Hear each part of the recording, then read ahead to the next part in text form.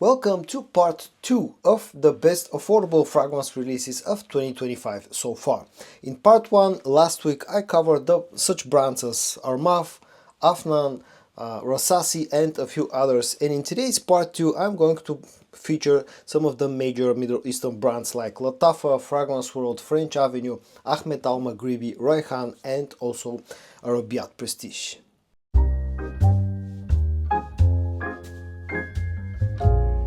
As usual, because there are quite a lot of fragrances there, I think over 20 fragrances that I'm going to feature in today's video, I'm not going to go into too much details about in each and every one of them, otherwise the video will probably end up being 1 hour long. I wanted to mention something out. I deliberately delayed this video with a few days because I was expecting some new fragrances, some hyped up new releases from the brand of French Avenue that I really wanted to try and feature in this video if possible, because otherwise I would probably have to redo the video in a couple of weeks. And I'm going to start with those 3 that actually because of them I deliberately delayed this video with a few days. One of them is part of the Aromatics French Avenue collaboration, and this one is called Platine Blanc, and this is a very nice freshie that in a way smells similar to Torino 21 from Zerjov, although this is not an exact clone, but brings similar vibes. So it's fresh, it's green, but this one feels a little bit sweeter and also feels a little bit fresher than Torino 21. It's like the more laid back, the more holiday version of Torino 21. Really nice quality. I'm still testing this one. I'm still in the early phase of testing this one and the next 2 that I'm about to mention, but the quality seems to be pretty nice and the performance seems to be, let's say, above average, but something that you would expect with this fresh scent profile. The next one is probably the most hyped up fragrance at the moment, most hyped up Middle Eastern fragrance at the moment, and one of the hardest to find. It's called Vulcan Feu, and I had to wait for quite a long time before I was finally able to get this one. Of course, this one is the most hyped up clone of God of Fire from Stephanie Lucas Humbert, and it's a good fragrance. Now, I'm not the biggest fan in the world of fresh and citrusy and sort of fruity, tropical feeling fragrances, but this definitely smells very nice and smells very similar to the original fragrance. Again, I'm still testing this one out, but the quality is top notch and the performance seems to be quite good as well. I just have one sort of an advice for you guys. This, as I said, is very hard to find at the moment and prices are reaching some outrageously high levels. I've seen some sites selling this fragrance for prices like 80-90 euros or like $100, and that's crazy expensive in my opinion. So it's a great fragrance, yes indeed, it works great in the current weather in the Western Hemisphere, you know, with being summer and all that, but my advice for you guys will be to not overpay for this one. Either get it at a fair price of something like 50 to 60 euros or like 60 to 70 dollars tops, or either just wait for the hype to die down and then you'll be able to pick this one at a fair price. Just please don't overpay for this one. Yes, it seems to be very good at the moment, but it's just too expensive at some places.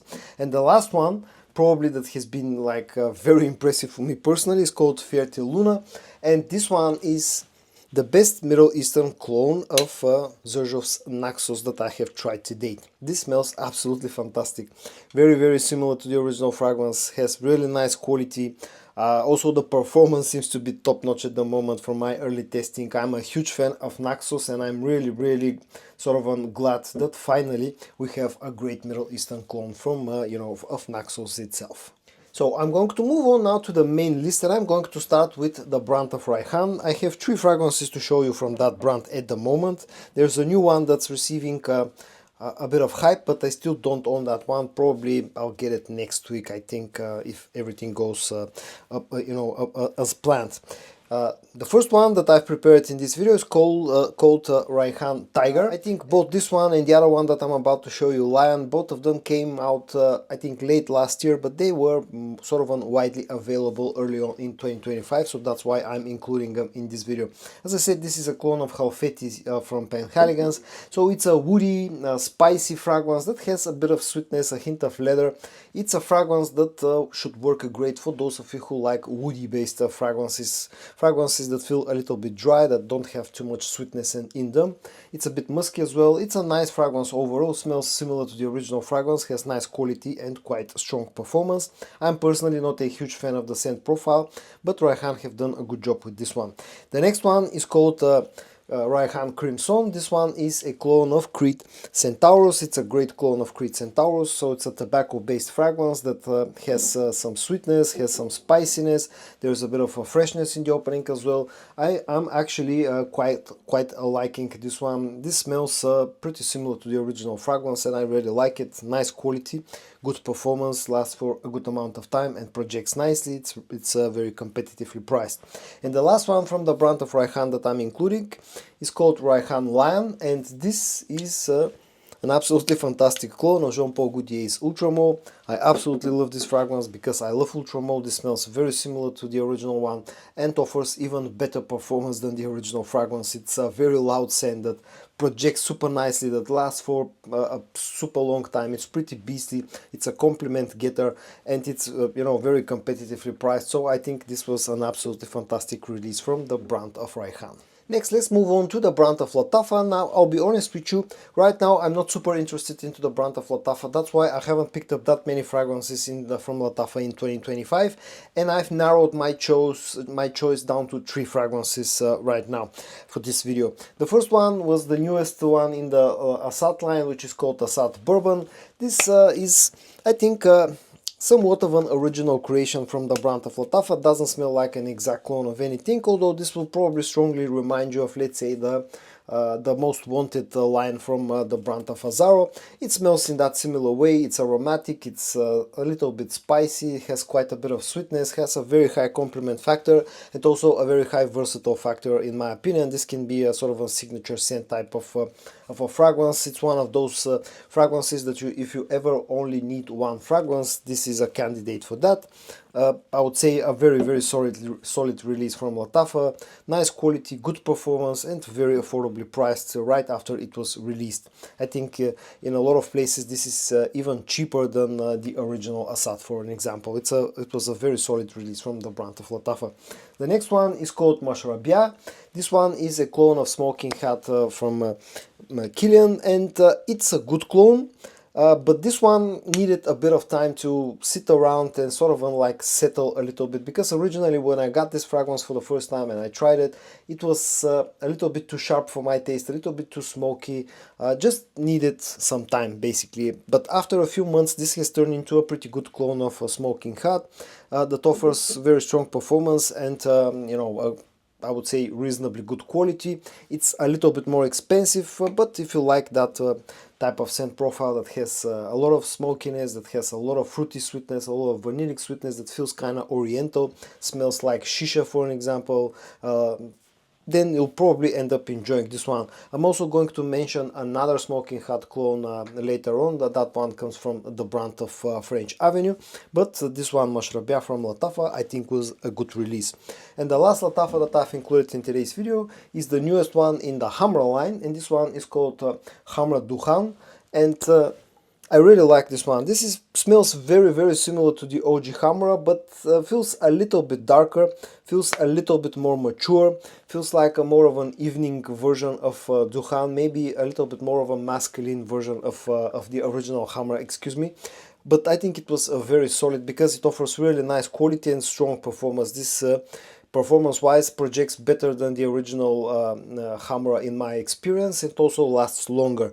But I have a sneaky suspicion that this is not been a very good seller for Lattafa, because immediately after this was released, the price of this one started to go down, and nowadays this can be found for a very cheap price. But if you like the original Hamra, and if you don't mind owning something that smells similar and may feel a little bit redundant with better performance, then Dukhan I think was a good release from Lattafa. Okay, now let's move on to the brand of Ahmed Maghribi. Now, over the past 6 months I've gotten quite a few Ahmed Maghribi scents in my collection, but I think most of them were released actually quite a while ago. So I'm going to feature the 2 that I think were the newer releases from the ones that I got. They're both part of the same sort of a mini line. They look pretty similar to each other, and they are called Akhlaq and Brûlé. Both of them are clones, but feel more like clones with heavy twists. In the case of a clock, this is another one of those fragrances that smells a lot like Jean-Paul Gaultier's Ultra Mauve, but this one has more like a more intense fruity sweetness, especially after the first few minutes. The opening is very similar to Ultra Mauve, but after a few minutes this starts to go into a slightly different direction, where it just feels more intensely sort of on fruity sweet than rather than the vanillic sweetness that you get out of Ultra Mauve. And this in a way smells similar to my nose to something like Primal Coat from the brand of Swiss Arabian, which is another fragrance that smells somewhat similar to Ultra Mauve. Nice quality, pressurized sprayer, and strong performance. Really strong performance. I've been quite impressed with Ahmed Maghribi in general. The other one is called Brûlée. This one smells a lot like apart from the Marlis Altair, but this again has more of a gourmand twist. I think there's a creme brulee note used in this one, which twists a little bit the scent profile, maybe making it a little bit more unisex. I don't know exactly how to call it, but it's a nice fragrance that if you like Altair, this is an interesting sort of a twist. Again, super nice quality, pressurized atomizer, nice performance, good longevity, good projection, and all that for a very affordable price. Now let's move on to the brand of Fragrance World. Now I have picked up quite a few Fragrance World scents over the past 6 months, but I'm only going to include 3 because I have quite a few French Avenue scents as well to talk about in today's video, and I don't want this video to become mostly about the brand of Fragrance World and French Avenue. 2 of the scents look pretty similar to each other. They're called Oud Madness and Oud Nuclear. Apart from the bottle design, they share another thing. Both of them are clones of Maison Crivelli original scents. The green one, Oud Madness, is a clone of Oud Stallion, and the blue one, Oud Madness, is a clone of Oud Maracuja. And both of them are absolutely fantastic. Now, personally, I'm not the biggest fan of Oud Stallion. That's why I don't enjoy that much Oud Nuclear.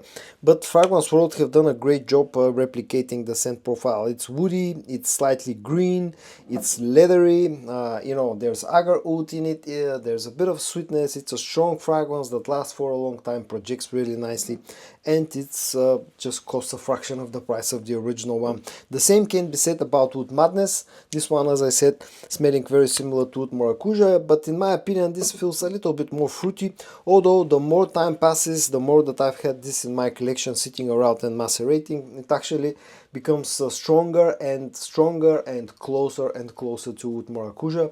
So it's fruity, it's there's a lot of leather with this one, probably one of the main notes, a bit of a floral touch, the agar oud is here. Basically, you know, a very strong fragrance that's very potent and lasts for a long time.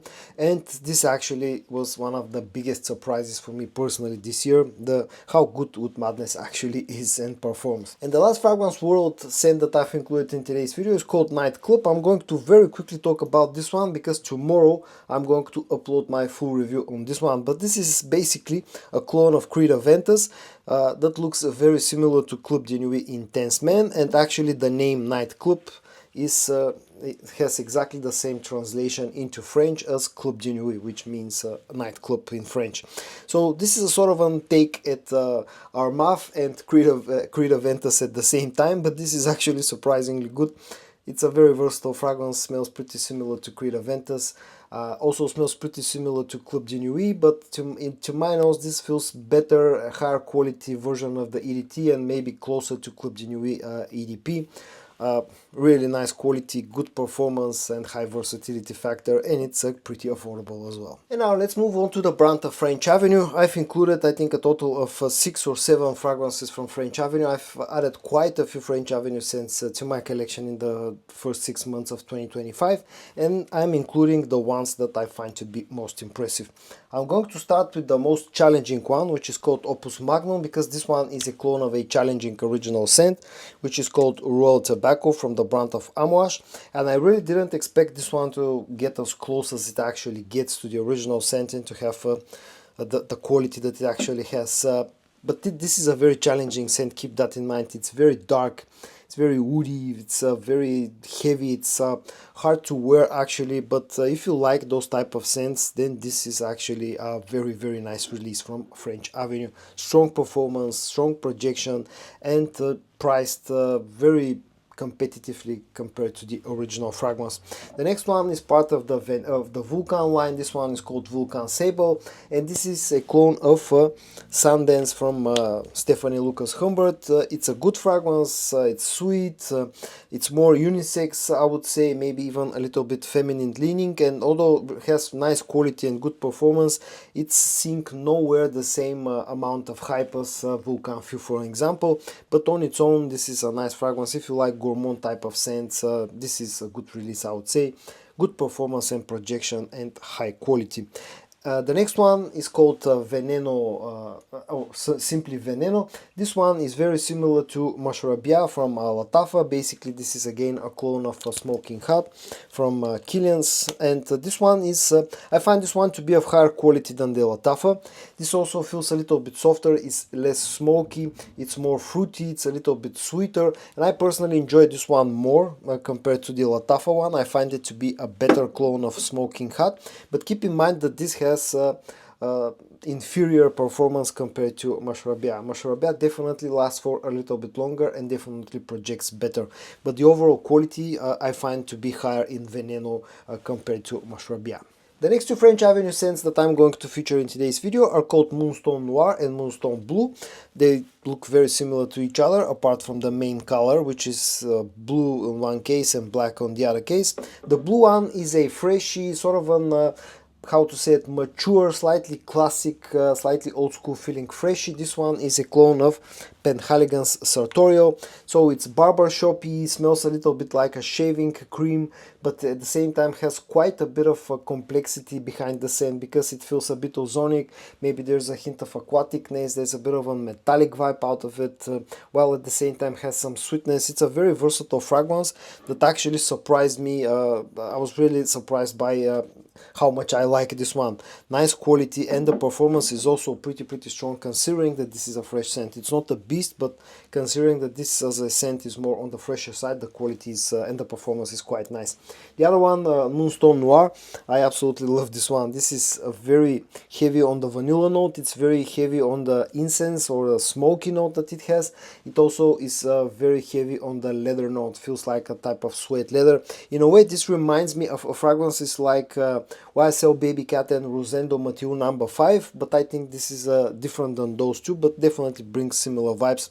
I really like this one. It's dark vanilla, like a masculine take on the vanilla theme scent, and this lasts for a very long time on my skin. It doesn't project super loudly, but the quality and the total longevity on skin are actually very impressive. And the last two French Avenue scents that I'm including in today's video are again part of that collaboration between Neep, or Aromatics as you may know him, and French Avenue, and they're called Carnal Desire and Ex Sandal.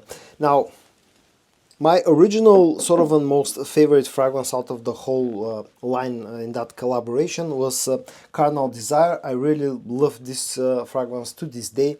It's a fragrance that may remind you a little bit of something like Oud Maracuja, but this feels different because this has more of sugary, more of a different type of sweetness rather than that sort of an fruity sweetness that you'll find with Oud Maracuja. I think there's what was it, a cotton candy note in this one, very strong on the leather note, some agar oud. This feels perfectly unisex in my opinion. On the dry down it's very heavy on the leather note. I really like this one. The more this sits, the better it gets, and my wife also likes this fragrance. It's a little bit more on the heavy side, definitely something that you would wear in the colder days of the year, but I really like it. Performance is good, projection is good, it's a nice fragrance. Ex Sandal on the other hand feels a lot less challenging. This is mostly about the vanilla, the patchouli, and a bit of that sort of a chocolatey vibe that this fragrance has. There's a hint of booziness as well in this one. It's more unisex, it's easier to wear, it's still a cold weather fragrance for sure, but it's not as heavy and as dense as something like a Carnal Desire. And this was another one of those very impressive releases from French Avenue throughout this year. Strong performance, lasts for a very good amount of time, projects nicely, and the quality is really nice. And I'm going to finish off today's video with two fragrances from the brand of Arabiat Prestige. The first one I just recently reviewed. It's called Soir Sidure, and this one smells a lot like another Maison Crivelli fragrance. In this case, it's a clone of Oud Cadenza, but it's a clone with a twist, because this definitely feels a lot less sharpened, a lot less spicy than the original fragrance. This also feels a lot softer than Cocoa Morado from French Avenue, which is another Oud Cadenza clone. Maybe not an exact clone, this feels more like a twist or inspiration, but I really like this one because it softens up the scent profile, makes it a lot more wearable for me personally, while at the same time keeping the quality levels very high. You'll get a pressurized spray, you'll get good performance when we talk about total longevity. It's a little bit softer when it comes to projection, but it's a great cold weather fragrance. I was really impressed by Soir Séduire.